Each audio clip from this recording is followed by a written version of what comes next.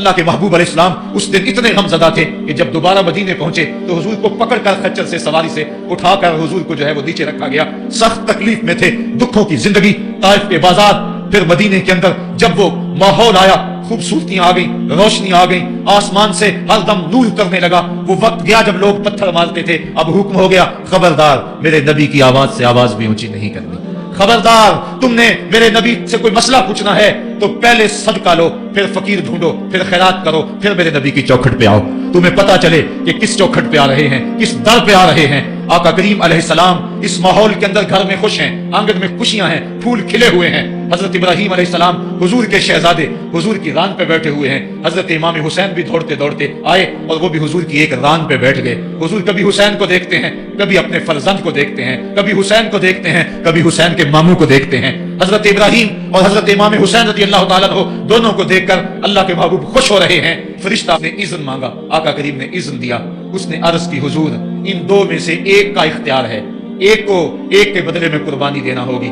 اب قربانیوں کی وہ حرم سے جو داستان چلی تھی وہ تسلسل ٹوٹنے نہیں پا رہا ہے, وہ تسلسل جاری ہے. حضور نے ایک نظر حضرت ابراہیم کو دیکھا اور پھر ایک نظر حضور نے حضرت امام حسین کو دیکھا. پھر حسین کو پکڑ کے سینے سے لگایا اور کہا میں اپنے اس بیٹے پہ اپنے اس بیٹے کو قربان کر رہا ہوں. چند دن کے بعد حضرت ابراہیم کا انتقال ہوا. حضور کو جب خبر پہنچی آقا کریم کی آنکھیں آنسو برسا رہی تھی. وَأَيْنَ رسول اللہ تدمعان, حضور کی آنکھوں میں آنسو جاری تھے اور حضور اپنے بیٹے کے سرہانے بیٹھے, پیشانی پہ ہاتھ رکھا, کہا بیٹا آنکھیں رو رہی ہیں, دل غم زدہ ہے, لیکن زبان سے وہی کہوں گا جس سے رب راضی ہوگا. لیس منا من ضرب الخدود وشق الجیوب ودعا بدعوى الجاہلیہ, جو گریبان نوچتا ہے, منہ پہ تھپڑ مارتا ہے, سینہ کو بھی کرتا ہے, کہا ہمارے ساتھ اس کا کوئی تعلق نہیں ہے. آنکھوں کا غم اور دل کا غم رحمان کی طرف سے ہے, ہاتھوں کا غم اور زبان کا واویلا یہ شیطان کی طرف سے ہے. کہا بیٹا آنکھیں رو رہی ہیں, دل غم زدہ ہے, لیکن زبان سے وہی کہوں گا جس سے رب راضی ہوگا. اب امام حسین حضور کی گود میں کھیلتے ہیں, کبھی حضور اپنی زبان ان کے منہ میں دے رہے ہیں, کبھی حضور اس کو اپنے کندھوں پہ سوار کرا رہے ہیں. کسی صحابی نے کہا کتنی اچھی سواری ملی, کہا سواری دیکھ رہے ہو سوار بھی تو دیکھو.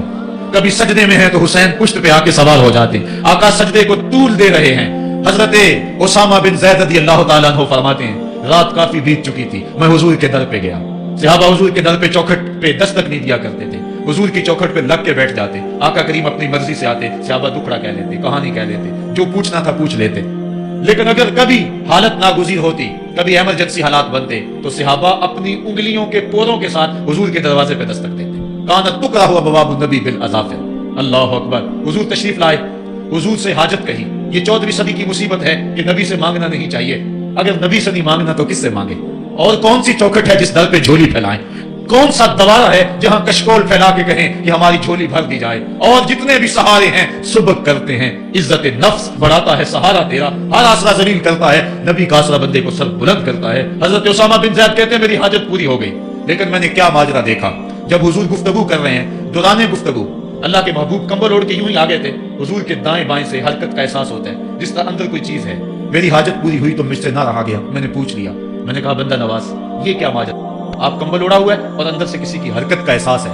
فکشفہ, حضور نے کمبل کو کھول دیا. فائز الحسن والحسین علی وارکیہ, تو ایک پہلو سے امام حسن لپٹے ہوئے تھے, ایک سے امام حسین لپٹے ہوئے تھے. کہا یہ میرے بیٹے ہیں, یہ میری بیٹی کے بیٹے ہیں.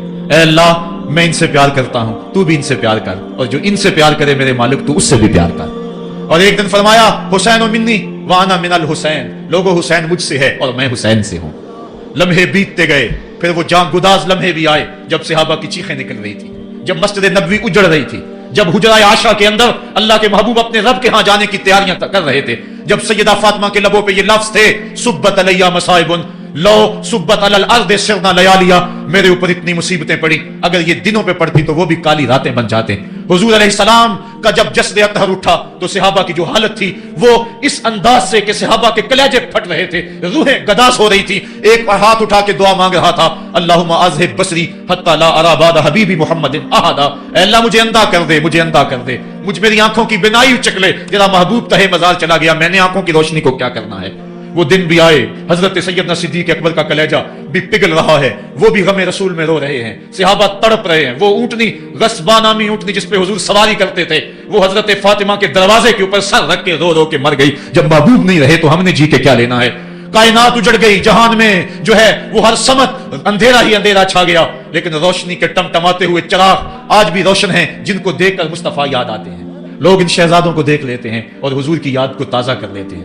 وقت گزرتا گیا، پھر وہ لمحے بھی آئے کہ جب حضرت امام حسن کو زہر دیا گیا اور آپ کا کلیجہ کٹ کٹ کے کئی سو حصوں میں باہر آیا۔ آپ سے آخری لمحے حضرت امام حسین نے پوچھا کہ میرے بھائی کوئی وصیت؟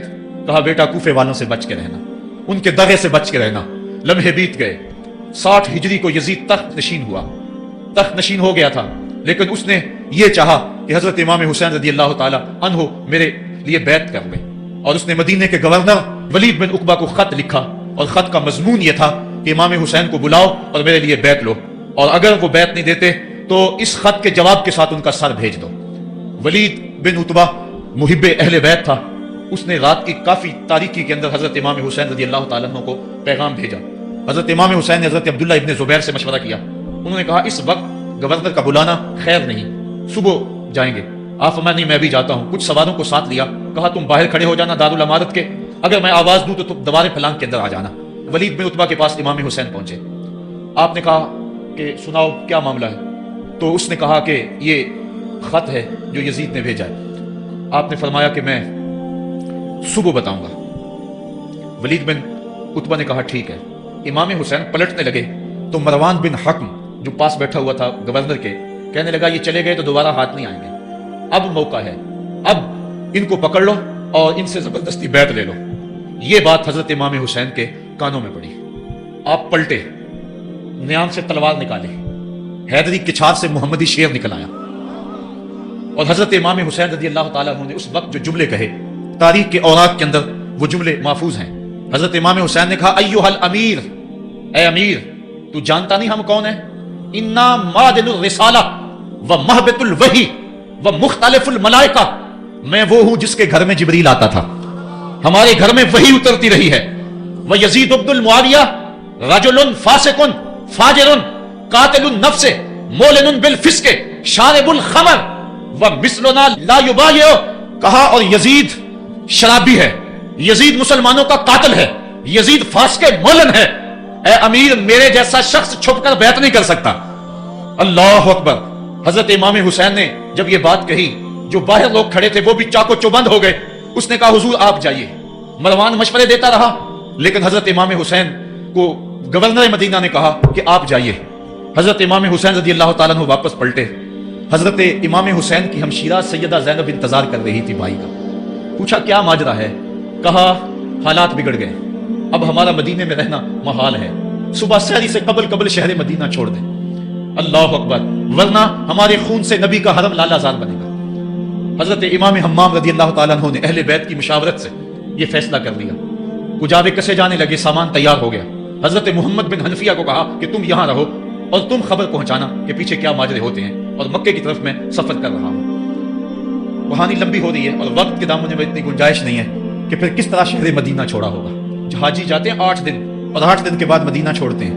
ان سے کوئی پوچھو کہ مدینہ چھوڑنا کتنا مشکل ہے، وہ کیا کسی حاجی کو لوگ مبارک دے رہے تھے؟ اس نے کہا تھا مبارک دے رہے ہو دوستو حج و زیارت کی، میرا غم بھی تو دیکھو، میں مدینہ چھوڑ آیا ہوں۔ جو 8 دن مدینہ رہتا ہے اس سے مدینہ چھوڑا نہیں جاتا، جس کی ولادت مدینے میں ہوئی، جو کھیلتا تھا تو مدینے کی گلیوں میں، جس کے گھر کا دروازہ مسجد نبوی میں کھلتا تھا، اس حسین کو مدینہ چھوڑنا قیامت ہوگی۔ شہر مدینہ چھوڑا۔ حضرت امام حسین رضی اللہ تعالیٰ عنہ مکہ المکرمہ پہنچے، وہاں رمضان گزرا، حالات وہاں بھی بگڑتے گئے، مسلسل خط آتے رہے کوفے سے۔ کہانی طویل ہے۔ 8 ذوالحج کو حضرت امام حسین رضی اللہ تعالیٰ عنہ کوفے کی طرف عازم سفر ہوئے۔ حضرت عبداللہ ابن عمر، عبداللہ ابن عباس رضی اللہ تعالیٰ عنہما اور دیگر صحابی ہاتھ جوڑ کے کھڑے ہو گئے، بلکہ حضرت عبداللہ ابن عباس نے تو یہاں تک کہہ دیا کہ میں دیکھ رہا ہوں کہ وہاں تمہیں شہید کیا جائے گا، آپ اگر ضرور جاتے ہیں تو ان بچوں کو چھوڑ دیں۔ حضرت امام حسین فرماتے میرے غم گسارو، میرے پیارو مجھ کو نہ روکو، مجھ کو جانے دو، مجھے نانے کے دی کی ڈوبتی کشتی بچانے دو۔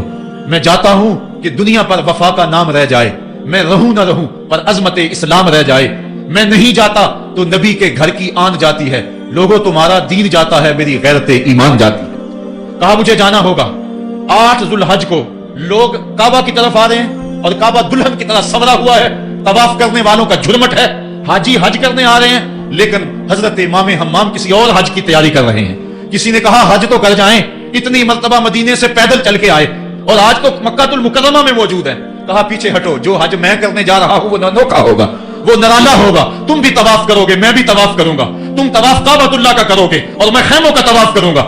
एक हज तुम्हारा है, एक हज मेरा है। तुम वो से लोगे किसके हजवे अस्वद के, मैं अपने फरजंद का मुंह चूमूंगा। लोगों, एक तवाफ तुम्हारा होगा, एक तवाफ मेरा होगा। तुम आबे जमजम पियोगे, मैं प्यासा रहूंगा। और तुम कभी सफा पे कभी मरवा पे दौड़ोगे, मैं कभी अली अकबर की लाश उठाने जाऊंगा, कभी मैं कासिम की लाश उठाने जाऊंगा, कभी औनो मोहम्मद के तड़पते हुए लाशों को उठाने जाऊंगा। लोगों, एक हज तुम्हारा भी है, एक हज मेरा भी है। जब तुम हज कर लोगे, तुम्हारी साई मुकम्मल हो जाएगी तो तुम सर मड़ा के हराम खोल दोगे, और जब मेरी साई मुकम्मल हो जाएगी तो मैं सर कटा के हराम खोल दूंगा। तुम सफेद हराम पहनोगे, मैं सुर्ख हराम पहनूंगा। और वो हज कयामत तक के आने वाले हज्जों की आबरू होगा। हुसैन अगर ना शहीद होता तो आज घर घर यजीद होता। इस्लाम की अजमत अया न होती, खुदा के घर में अजा न होती। बारे लाहा नौहा सनाता फिरता, तारोज़े जजा अश्क बहाता फिरता। इमदाद न करते अगर करबला में हुसैन, इस्लाम तेरा ठोकरें खाता फिरता। करबला की तपती हुई रेगजार में हजरत इमाम हुसैन ने जबर और जुल्म के खिलाफ जिस कुव्वत से खड़े होकर अजीमत की दास्तान रकम की। 10 मुहर्रम का दिन था, जुमे का यौम सईद था। बीच करबला के मैदान में दोपहर के वक्त जब नबी का खानदान उजड़ रहा था, एक एक कली इस चमन की कट रही थी। 72 अफराद 22,000 के लश्करे जर्रार के मुकाबले में खड़े थे। वो यजीद जिसने इसके अलावा भी बड़े जुर्म किए, जिसने जो है वो 1700 सहाबा को मक्कातुल मुकर्रमा में शहीद किया, जिसने 700 हुफाज़े कराम को शहीद किया, जिसने हजरत अबू सईद खिज़री की दाढ़ी नोच ली, जिसने मदीने के अंदर मस्जिद नबवी के अंदर घोड़े बांधे, जिसने जो है वो 3 दिन तक मस्जिद नबवी के अंदर अजान ना होने दी, वो यजीद आज करबला के तपते हुए रेगजार के अंदर आले रसूल के साथ जुल्म की वो दास्तान रकम कर रहा था कि कयामत तक आंसू सिसकियां नहीं थमने पाएंगी। यजीद मर गया, उसका नाम मिट गया, उसका तशख्खुस मिट गया, लेकिन हुसैन का नाम आज भी जिंदा है, उसका पैगाम आज भी जिंदा है। ये हजारों का मजमा, ये उमड़ते हुए मोहब्बतों के जज्बात, ये आंखों का आंसुओं का खिराज देना, क्या ये हुसैन इब्न अली की जिंदगी की दलील नहीं है? कौन है जो यजीद का नाम लेता हो? आज अगर कोई यजीद का नाम लेता भी है तो सर झुका के लेता है। मैं कहता हूं, कैसा तुम्हारा लीडर है जिसका नाम लेने से कबल शर्मिंदा होते हो, जिसका नाम लेते हुए शर्मिंदा होते हो, जिसका नाम लेने के बाद पसीना पसीना होते हो। तुम अपने कायद और लीडर का नाम लेते झिझकते हो, गर्दन झुका के दाएं बाएं देख के नाम लेते हो, और जब हम नाम अपने आका का लेते हैं सर उठा के लेते हैं। ए हुसैन इब्ने अली, तुम पर सलाम।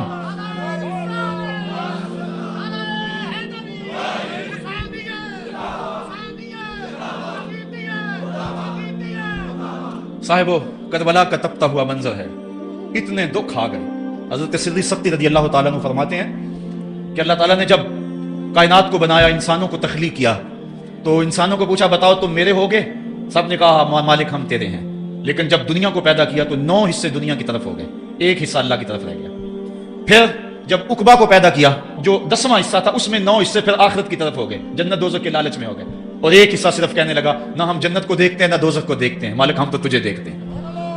फिर जब अल्लाह ताला ने बलाओं को पैदा किया, आजमाइश और इम्तिहानों को पैदा किया, तो 10वें हिस्से के उस 10वें हिस्से में फिर 9 हिस्से जो है वो हट गए। 1 हिस्सा ऐसा था जिसने गर्दन झुका के कहा, जमीन और आसमान की बलाएं बना के हमारे गले का तौक बना दे, तेरे रास्ते से नहीं हटेंगे। करबला के तपते हुए रेगजार में वो मंजर रत्म होने वाला है। एक कुर्बानी मना में हुई थी, गरीबो सादा और रंगी है दास्तान हरम, निहायत इसकी हुसैन और इब्तदा है इस्माइल। वहां दुम्बा आ गया, आगे 100 ऊंट आ गए, और आज अल्लाह अकबर, हजरत इमाम हुसैन करबला के तपते हुए रेगजार में 22,000 के लश्कर के सामने खड़े। कहा, लोगो मेरा हक पहचानो, मेरे खून से अपने हाथ ना रंगो, मुझे पहचानते हो कि मैं कौन हूं? कहा, लोगो जल्दी ना करो, मेरे हक को पहचानो। इस वक्त रूए जमीन पर किसी नबी की बेटी का बेटा मौजूद नहीं है। लोगो मेरे रास्ते से हट जाओ और मेरे खून से अपने आप को अबदी बदबख्तियों का शिकार न करना। बल्कि आपने नाम ले लेके फरमाया कि ए ज़ैद बिन हारिस, ए इब्ने दुबी, ए इब्ने जुबैर, ए फलां फलां, नाम लेकर कहा तुमने खुद ही खत लिखे थे? उन्होंने कहा हम खत नहीं लिखे। आपने वो चमड़े का थैला तो उसको उलट दिया, कहा ये तुम्हारे खत हैं और आज तुम मुकर गए हो। उन्होंने कहा कि सीधी बात है, या तो बैत करो और या फिर मरने के लिए तैयार हो जाओ। हजरत इमाम हुसैन ने कहा, कैसी बात करते हो? अगर मैंने बैत करनी होती तो मदीना क्यों छोड़ता, उस जाय पनाह को क्यों छोड़ता? दौलत की तजौरियां खोल दी गई, पेशकशें की गई।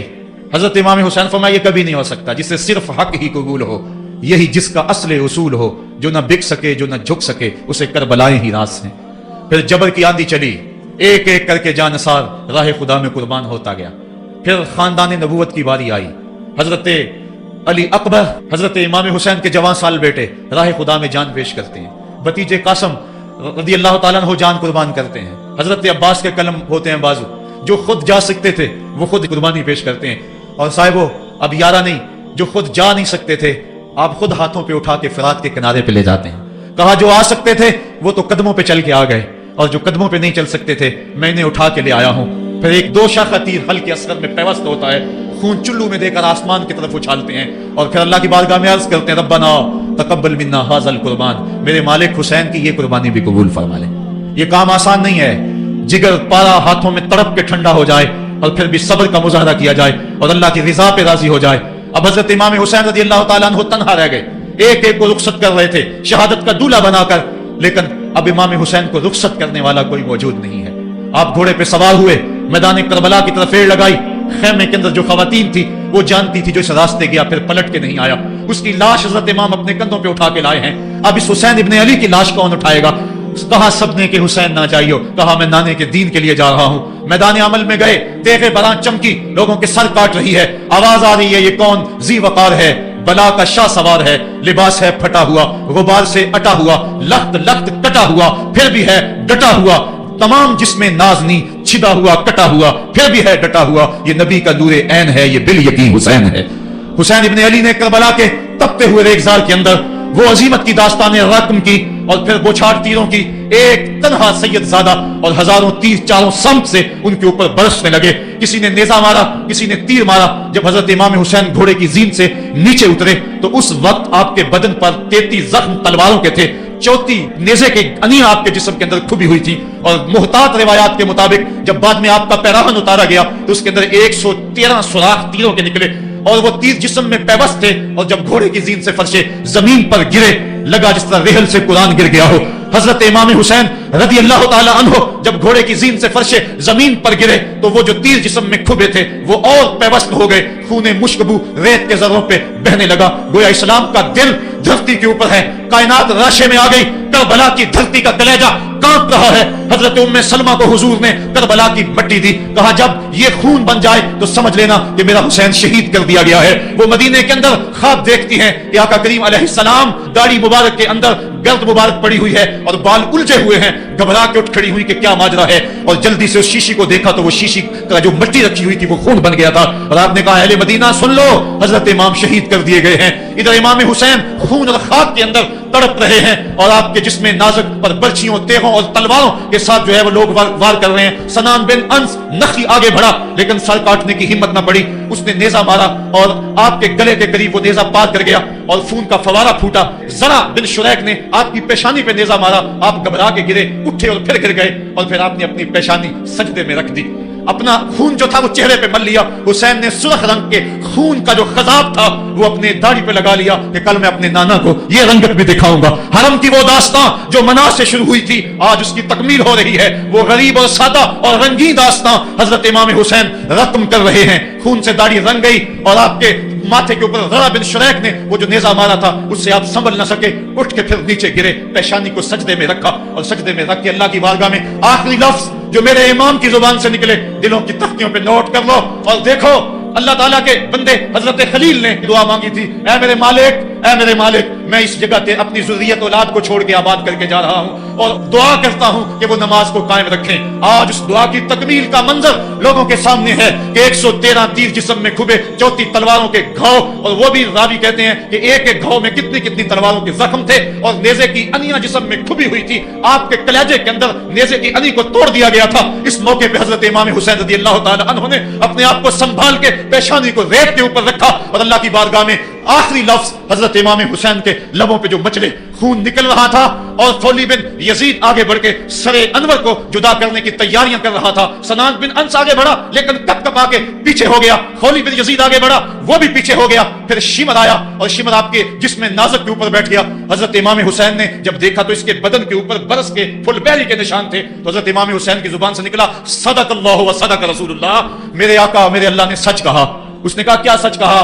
کہا ایک دن میں حضور کی خدمت میں حاضر تھا تو حضور نے فرمایا تھا میں دیکھ رہا ہوں ایک چتکبرا کتا میری اولاد کے خون میں منہ مار رہا ہے آج میں دیکھ رہا ہوں کہ مصطفیٰ کریم کا وہ فرمان جو ہے وہ پورا ہو رہا ہے. وہ غصے میں آیا, امام جلدی اپنی پیشانی سجدے میں رکھی اور اللہ کی بارگاہ میں امام کے آخری لفظ تھے, اللہم رضن بقضائک وصبرا علی بلائک تسلیما لامرک سبحان ربی الاعلی سبحان ربی الاعلی سبحان ربی الاعلی. مالک, بھائی, بیٹے, بھتیجے, بھانجے, جانثار, آیان و انصار سب کچھ لٹا کے, عباس کے بازو کٹا کے, جو جا سکتے تھے انہیں بھیج کے, جو جا نہیں سکتے تھے خود اٹھا کے لے جا کر کے, عباس کے بازو قلم کروا کے, یہ خیمے کے اندر بچیاں یتیم ہو گئی ہیں, سہاگ اجڑ گئے ہیں. میرے مالک, سب کچھ لٹا کے نبی کا گھر اجڑ گیا, ایک ایک پتی گر گئی. جن کو بلایا گیا تھا آج ان کی میزبانی تیروں تلواروں اور نیزوں سے ہوئی. لیکن مالک, تو دیکھا میری زبان پہ ہائے نہیں آئی, میں نے اف تک نہیں کی, زخم پہ زخم کھا کے جی, خونے جگر کے گھونٹ پی, آہ نہ کر لبوں کو سی. یہ عشق ہے, یہ دل لگی نہیں,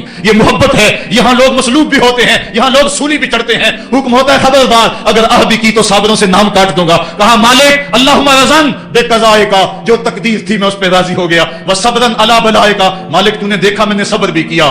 تسلیما لامرک, مجھے مالک اعتراض بھی کوئی نہیں, جو تیرا حکم تھا میں نے اس کو تسلیم بھی کر لیا. سبحان ربی الاعلی. مالک تو بڑا ہے, تو بڑا ہے. حسین سب کچھ لٹا کے, بچے کٹا کے, بازو کٹا کے, گھر اجاڑ کے مالک تیری بارگاہ میں حاضر ہو رہا ہے, اور اتنا کچھ کرنے کے باوجود بھی تیرے پہ راضی ہے. میرے مالک تو بھی بتا, تو بھی حسین پہ راضی ہوا ہے یا کہ نہیں ہوا ہے؟ تو بھی حسین پہ راضی ہوا ہے کہ نہیں ہوا؟ آواز آئی, اس پیاسے پر علی شیر خدا کو ناز ہے, اس نواسے پر محمد مصطفیٰ کو ناز ہے. اوروں نے بھی سجدے کیے پر اس کا عجب انداز ہے, اس نے وہ سجدہ کیا جس پر خدا کو ناز ہے. اے حسین ابن علی تم پر سلام, میرے ساتھ مل کے کہہ دو, اے حسین ابن علی تم پر سلام, اے حسین ابن علی تم پر سلام. یہی وقت تھا جب خاندان نبوت لٹ رہا تھا, دوپہر کا وہی سما, وہی لمحے. ان ہواؤں کو ہاتھ جوڑ کے کہو ہمارا سلام کربلا والے آقا کے حضور پہنچا دے, اور عرض کرو اے حسین ابن علی تم پر سلام, نازش آل نبی تم پر سلام, تم پہ لاکھوں رحمتیں لاکھوں سلام. اے شہیدان محبت کے امام, لالا گوں لالا بدن لالا کفن, اے چمن اندر چمن, زندگی ہی زندگی تیری حیات, اے حیات اندر حیات. افتخار ملت بیضا ہے تو, رب کعبہ کی قسم یکتا ہے تو. فخر کا دل میں دریچہ باز کرنا چاہیے, جن کا تو آقا ہے ان کو ناز کرنا چاہیے. ہم واہ حسین والے ہیں, آ حسین والے نہیں ہیں. واہ حسین تیری عظمتوں کو سلام. کو ہمالیہ کا کلیجہ بھی پھٹ جاتا, شک ہو جاتا, لیکن اتنے زخم کلیجے پر جواں بیٹے کی لاش کو کندھوں پہ اٹھا کے لانا کوئی مذاق تو نہیں ہے. حضرت امام حسین نے جبر کے خلاف کھڑے ہو کر قیامت تک کے لیے راہ عمل چھوڑا. حضرت اقبال خراج پیش کرتے ہیں, آ امام عاشقاں کورے بطول, سروے آزاد دبستان رسول. اللہ اللہ بائے بسم اللہ پدر, مانائے ذبح عظیم آیت بسر. سرخ رو عشق غیور از خونے ہو, شوخی این مصرع از مضمون ہو. تا قیامت قطع استبداد کرد, موج خونے ہو چمن ایجاد کرد. اقبال کہتا ہے کہ عشق غیور کے چہرے پہ جو سرخی اور بانکپن ہے وہ حسین ابن علی کے خون کا صدقہ ہے. قیامت تک کے لیے جبر کے خلاف جتنی بھی قومیں اٹھیں گی اور جتنے بھی لوگ میدان عمل میں آئیں گے, میں ہر سال کہا کرتا ہوں کہ سب کا قائد حسین ابن علی ہوگا. مہاتما گاندھی نے جب اپنی قوم کو کہا برطانوی سامراج کے خلاف کھڑے ہو جاؤ, اور قوم سے خطاب کرتے ہوئے مہاتما گاندھی ہندو نے کہا کہ تم کہو گے وہ حکومت جس کی سلطنت میں سورج طلوع اور غروب بھی ہوتا ہے, اس سے ٹکرانا حماقت ہے, خودکشی کرنے کے مترادف ہے. لیکن اس کے باوجود میں کیوں کہہ رہا ہوں کہ اس سامراج کے خلاف کھڑے ہو جاؤ؟ مہاتما گاندھی نے کہا تھا اس لیے کہ میرے سامنے حسین ابن علی کا کردار موجود ہے. آج پوری دنیا کے اندر ظلم اور جبر کی ہوائیں چل رہی ہیں, اور اس وقت امت مسلمہ کو کردار حسین ادا کرنے کی ضرورت ہے. اگر ہم نام حسین ابن علی کا لیں اور کرتوتیں اور لچھن سارے یزید والے ہوں, تو یہ لفظ حرف اور قدم قدم حضرت امام حمام سے منافقت ہے. آؤ اگر میں نام حسین لیتا ہوں تو گھر بھی اجڑ جائے, حق کا پرچم کبھی نہ گرنے دوں. میں اور آپ اس عزم کے ساتھ میدان عمل میں اتریں. ادارت المصطفیٰ کسی تنظیم کا نام نہیں, یہ ایک فکر کا نام ہے, ایک تحریک کا نام ہے, ایک مشن اور ایک انقلاب کا نام ہے. یہ روحوں میں ہلچل پیدا کرنے کے جذبوں کا نام ہے. یہ مصطفیٰ کریم کے در پہ سلامی دینے کا نام ہے. یہ اپنا سب کچھ مصطفیٰ جان رحمت پہ قربان کر دینے کا نام ہے. آؤ ادارت المصطفیٰ کے پلیٹ فارم پہ آپ میدان عمل پہ نکلیں. حضرت امام حسین نے اسلام کے گرتے ہوئے پرچم کو تھام لیا, اور جبر کی آندھیوں کے مقابلے کے اندر بھی اس پرچم کو خم نہیں ہونے دیا.